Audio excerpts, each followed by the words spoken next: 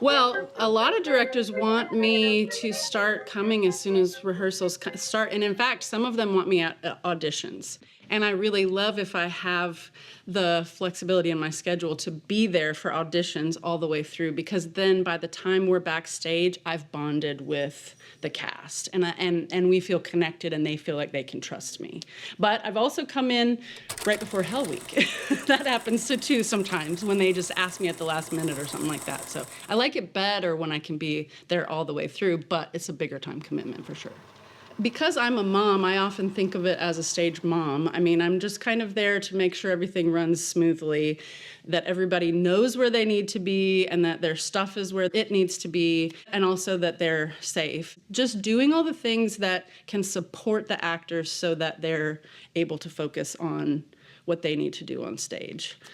So it's an element of cleaning and tidying and making sure everything is where it goes, but then also safety and emotional support. You know, I have actors tell me that they feel really safe when I'm the stage manager, because they know that all of that is taken care of. And so it helps them feel safe and they're just able to perform without having to worry. So during rehearsals, we're just getting familiarized with the scripts, that we know in general what's going to be happening, what the cues are going to be. And then we often are in the house calling lines as the actors get off book. Most of the directors want that from us. So we're really not able to get backstage until Tech Week, because that's when they're totally off book. As soon as they're totally off book, or like in this case, I had a good ASM, my son Gil, and so we were able to have one of us backstage and one in the house calling lines. Now, I will watch from the house and I'll point out anything that I see that comes up as an issue that might be challenging or impossible, that the director might be trying to get them to do something, and I'll point out an issue that I can see or something like that, how much time they're going to need for things. Sometimes directors think that stuff is going to happen a lot faster than it can possibly happen, you know, to get them turned back around and on stage. But as soon as they're totally off book, then we're able to start setting up our area. And in this case, we put down rugs and rope lights and clip lights and all that. We did that during set calls. If we don't have a chance to do that during set calls, we start doing that, you know, hopefully before Hell Week, to try to, you know, just make it so that once the stage lighting is up, we can see back there and people are safe. I usually have a podium so that I can have the script, and it's got some storage underneath for the things that I need, the different gaff tape and spike tape and glow tape and stuff like that.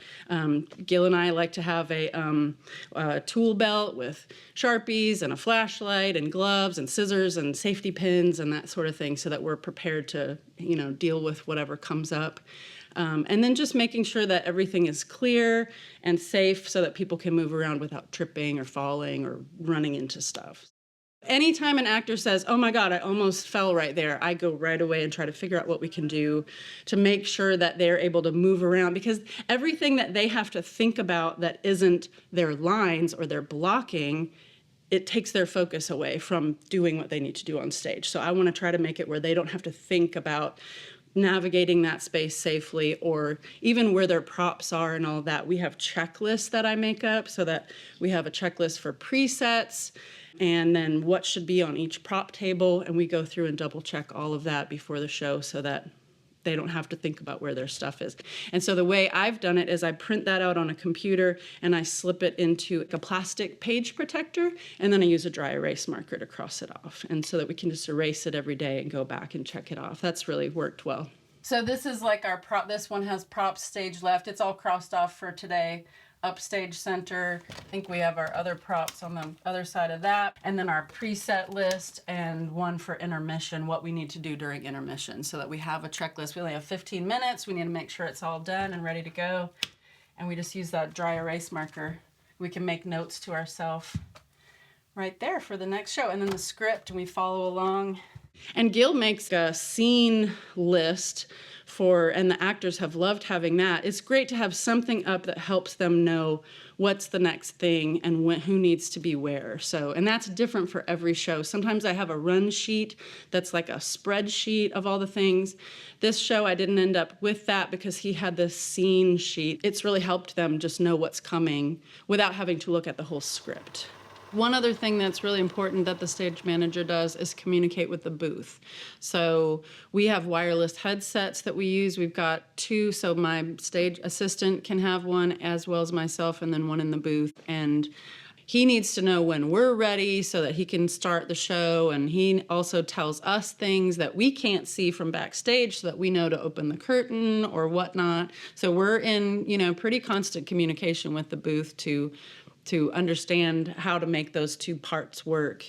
And sometimes he can't quite hear the cue that he's listening for, so I can hear it better and I can tell him to go with that next cue, stuff like that. So that's really important. And even today, the actors come, and if something's not working quite right for them with the cue, they let me know, and then I communicate with the booth to fine tune that so that the actors know what he's going to do and he knows what the actors are going to do. And, it's like really a choreography between backstage and on stage and the booth to know, when to make all those things happen.